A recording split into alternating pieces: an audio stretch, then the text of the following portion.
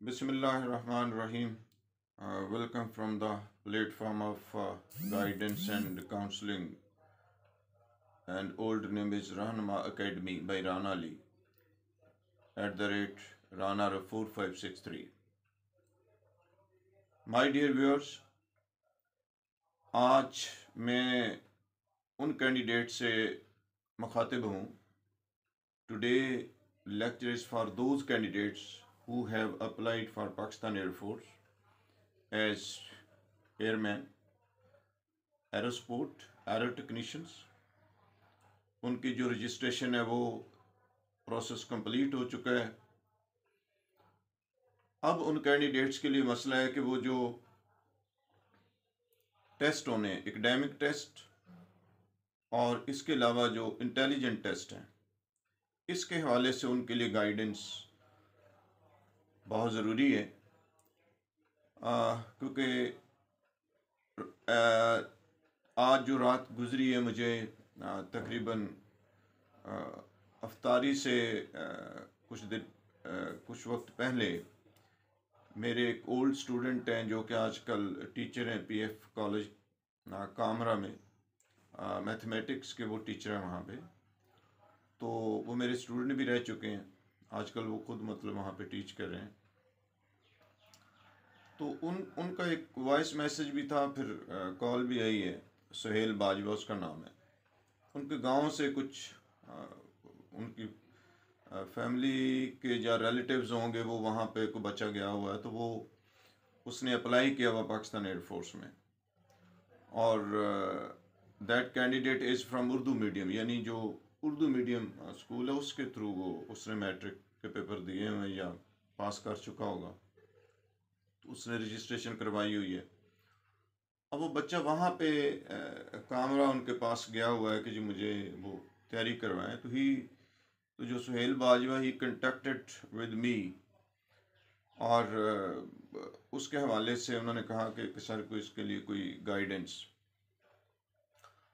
अब देखें, ये जो जितने भी कैंडिडेट्स हैं, जितने मुझे यूट्यूब चैनल पे वॉच कर रहे हैं, जब जितने पेरेंट्स हैं जो अपने बच्चों को गाइड कर सकते हैं, मैं आपको सादा सी इसकी एक तरतीब बता देता हूँ.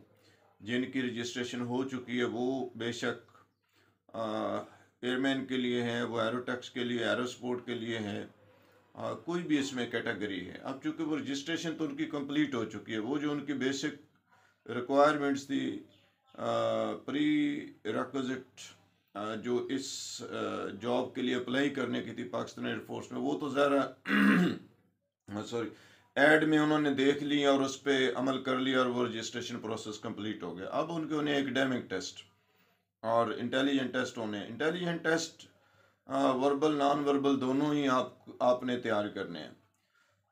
अच्छा, इसके लिए गाइडलाइन जो बच्चे वो जो कि ऑलरेडी डिफेंस सर्विसेज को नहीं समझते, मैट्रिक के उन्होंने पेपर दिए हुए हैं, ये जहन में ना रखें कि जी ये पाकिस्तान एयरफोर्स में एज एयरमैन ही है, कोई इतना मसला कौन सा एज ऑफिसर्स जाना है. अब यहाँ पे जो क्राइटेरिया पहले ऑफिसर्स के लिए था वो भी एयरमैन के लिए हो चुका है. यानी इतना अब ये चीज़ अपडेट हो चुकी है. जी सबसे पहले तो मैं आप सबको ये क्लैरिफाई कर दूं कि जो इंटेलिजेंट टेस्ट का लेवल ISSB का पहले ऑफिसर्स के लिए था, वो एयरमैन के लिए है. तो आप अंदाज़ा करें ऑफिसर्स का, तो उससे भी आगे एक लेवल जा चुका है. और इसी तरह जो एकेडमिक टेस्ट थे उनका भी लेवल उसको उन्होंने रेज किया हुआ है. जितने भी बच्चे हैं जिन्होंने अप्लाई किया हुआ है, इनके एकेडमिक के जो टेस्ट होने हैं वो होने हैं इंग्लिश का, मैथमेटिक्स का और फिज़िक्स का. इसी तरह जनरल नॉलेज का उनका पेपर होगा. और ये सारे के सारे जो टेस्ट होने हैं ये CB टेस्ट हैं, यानी कंप्यूटर बेस्ड टेस्ट हैं. एक तो आपको कंप्यूटर स्किल इतनी तो ज़रूर आनी चाहिए कि आप वहाँ पे जो राइट ऑप्शन है उसको वो क्लिक कर सकें. अब जब ये CB टेस्ट हैं यानी कंप्यूटर बेस्ड टेस्ट हैं, तो ऑब्वियसली ये कुछ सब्जेक्टिव तो नहीं होगा कि बड़े बड़े आंसर्स आपने वहाँ पे लिखने हैं, तो वो कंप्यूटर पे तो ये पॉसिबल नहीं होगा. तो कंप्यूटर पे ज़्यादातर एमसीक्यूज टाइप और वो मैं आपको पैटर्न डिस्कस कर देता हूँ। आप सबसे पहले तो जिन बच्चों ने अप्लाई किया वो एक डोगर ब्रदर की super guide for airman test के लिए एक सुपर गाइड है। तकरीबन ये 700 के आके पीछे इसकी प्राइस है। आप इसको मंगवा लें या इससे रिलेटेड कोई एक बुक मंगवा लें। अच्छा, ये जो मैं गाइडेंस बुक डोगर ब्रदर वालों की कह रहा हूँ, इसको पढ़ के ये हरगिज़ मतलब नहीं है कि जी आप जो कुछ उसमें लिखा वो आप कर लेंगे तो बस आपकी सिलेक्शन हो जाएगी, ऐसा नहीं है। वो आपकी गाइडलाइन है, एक सिलेबस आपको एक गाइडलाइन देने के लिए। जो बच्चे गवर्नमेंट सेक्टर में पढ़े हैं, उर्दू मीडियम में पढ़े हैं या इंग्लिश मीडियम में भी इवन जो पढ़े हैं और बैकग्राउंड उनकी फोर्सेस वाली नहीं है, वो नहीं इस सिस्टम को समझते, तो उनकी गाइडेंस के लिए कि आप उस गाइड को देखेंगे, आपको अंदाज़ा हो जाएगा कि फिज़िक्स का पेपर किस किस्म का वो सेट कर सकते हैं, इंग्लिश का पेपर किस किस्म का आपको आ सकता है, मैथमेटिक्स में किस किस्म की वो चीज़ आपसे पूछ सकते हैं।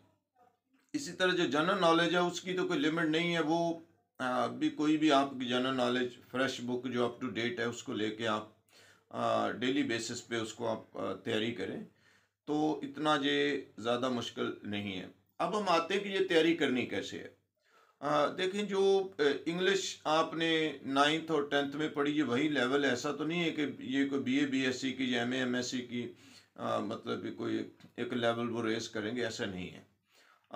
अगर अभी जो मौजूदा सिलेबस, अगर आप 6 क्लास का भी देखें तो उसकी अगर आप इंग्लिश की बुक देखें, जो ख़ास तौर पे जो इंग्लिश मीडियम में बच्चियाँ बच्चे पढ़ रहे हैं, तो आप ज़रा वो लेवल देखें। वो लेवल पहले, अगर मैं अपने दौर में चला जाऊँ तो मैट्रिक का भी वो लेवल नहीं बनता था, ठीक है ना। यानी मैट्रिक के बाद वाले जो बच्चे थे वो चीज़ें सीखते थे। तो अभी वो बच्चे बच्चियाँ बच्चे 6 में वो पढ़ते हैं नहीं पढ़ते हैं, दैट इज़ सेपरेट डिस्कशन। उस पर तो नहीं, ये लेक्चर उस काम के लिए नहीं है कि हम उस डिबेट पे चले जाएं और उस डिस्कशन में चले जाएं। गाइडेंस ये प्रोवाइड की जा रही है, जो प्रेजेंटली जिन बच्चों ने रजिस्ट्रेशन करवाई हुई है एयरफोर्स में और वो उसमें वो करना चाह रहे हैं। तो आपने करना ये है कि आप एक तो मैं आज से ये सारे लेक्चर्स जो सिर्फ एयरमैन के लिए ये पूरा वीक चलेगा, उसमें मैथमेटिक्स के लेक्चर्स होंगे, फिज़िक्स के लेक्चर होंगे और इसमें इंग्लिश के होंगे। यानी उसमें फॉर्मल तरीके से आपको वो चीज़ें बताई जाएंगी। आप इस पे जो फेसबुक पेज है उसको भी ज्वाइन कर लें और यूट्यूब चैनल जो उस पर भी आप आ जाएं और इतने दिनों के लिए चलें कर लें अपने फ़ायदे के लिए कि आप वो लेक्चर सुन लें, आपको अंदाज़ा हो जाएगा कि ये चीज़ कैसे पूछी जा सकती है। तो उस पर तीनों सब्जेक्ट्स के मैं वो कर दूंगा। जनरल नॉलेज की भी कुछ चीज़ें मैं, जो हमारा फेसबुक पेज है उसको भी आप ज्वाइन कर लें। तो गाइडेंस एंड काउंसलिंग के नाम से, ये रहनुमा एकेडमी के नाम से वो पेज है फेसबुक पे। आप उसको सर्च करके बाई राना अली और उसको आप ज्वाइन कर ले। वहाँ पे काफ़ी चीज़ें मैंने अपलोड की हुई हैं, इंग्लिश के हवाले से, मैथमेटिक्स के हवाले से, फिज़िक्स के हवाले से, जनरल नॉलेज के हवाले से, वो भी आपको काम दे सकती हैं। आप ज़रूर ये अपना टाइम निकालें और कोई एक टाइम रख लें। और डेली जो लेक्चर्स होंगे, अगर आप लाइव भी वो कनेक्ट अप होना चाहते हैं तो आप बिल्कुल, मैं उस पर लिंक दे दूँगा। व्हाट्सएप वाले भी वो कर सकते हैं वीडियो कॉल पे, और जो मैं लिंक दूंगा उसके ज़रिए आप लाइव भी कनेक्ट अप हो सकते हैं। उसमें आप लाइव लेक्चर सुन सकते हैं, उसमें क्वेश्चंस आप पूछ सकते हैं। और ये डेली आफ्टर अफ्तारी, यानी तकरीबन ये 8 o'clock लेक्चर स्टार्ट हुआ करेगा और जितना भी उस पर टाइम लग जाएगा, हम डेली का डेली यानी कोई एक उसका चैप्टर ज़रूर कवर किया करेंगे ऑब्जेक्टिव वे से, यानी कि किस किस्म के क्वेश्चंस आ सकते हैं। तो फ़िलहाल जो आप लोगों ने इंग्लिश पढ़ी मैट्रिक में, आप कोई अच्छी सी ग्रामर ले लें, उसमें आप यानी जो आपके ऑब्जेक्टिव टाइप पोर्शंस आ सकता है। फॉर एग्ज़ाम्पल वो एक वर्ड आपको मिस स्पेल करके वो दे सकते हैं, ब्लैक स्पेस छोड़ सकते हैं, उसकी कोई ऑप्शंस वो आपको दे सकते हैं। जैसे मैं आपको कुछ एग्जांपल देता हूँ कि choose the correct form of verb and fill up the gap. तो वो आपको एक सेंटेंस दे देंगे और उस पर एक गैप दे देंगे, यानी ब्लैक स्पेस, खाली जगह जिसको कहते हैं, वो दे देंगे। जो उर्दू मीडियम वाले बच्चे हैं उनके लिए मैं कह रहा हूँ। तो आपने उसमें जो राइट फॉर्म ऑफ वर्ब है वो आपने करनी है। इसका मतलब कि अगर आपको टेंसेस का कॉन्सेप्ट ही नहीं है, अगर आपको प्रैक्टिस ही नहीं है, तो आप नहीं आइडिया कर पाएंगे कि ये कौन सी। तो इसके लिए इसका मतलब कि ग्रामर पोर्शन आपका बहुत अच्छा होना चाहिए।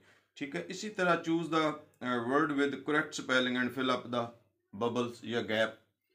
आप देखें, इसका मतलब वोकेबलरी आपकी जो कम से कम मैट्रिक में आपने इंग्लिश पढ़ी है वो बहुत अच्छी होनी चाहिए। इस तरीके से choose the correct option according to the grammar and fill up the bubbles. उसमें प्रपोजिशन भी हो सकती है, कोई पार्ट्स ऑफ स्पीच का पोर्शन दे सकते हैं। ये मैंने फॉर एग्जांपल आपके साथ ये चीज़ डिस्कस की है। इसी तरह जो फिज़िक्स का पेपर होगा वो भी इसी तरह ऑब्जेक्टिव टाइप ही होगा। उसमें एमसीक्यूज हो सकते हैं, उसमें ऑप्शन दे सकते हैं, कोई डेफिनेशन देंगे, उस पर कोई वर्ड छोड़ा होगा या कोई चीज़ आपसे वो पूछ सकते हैं।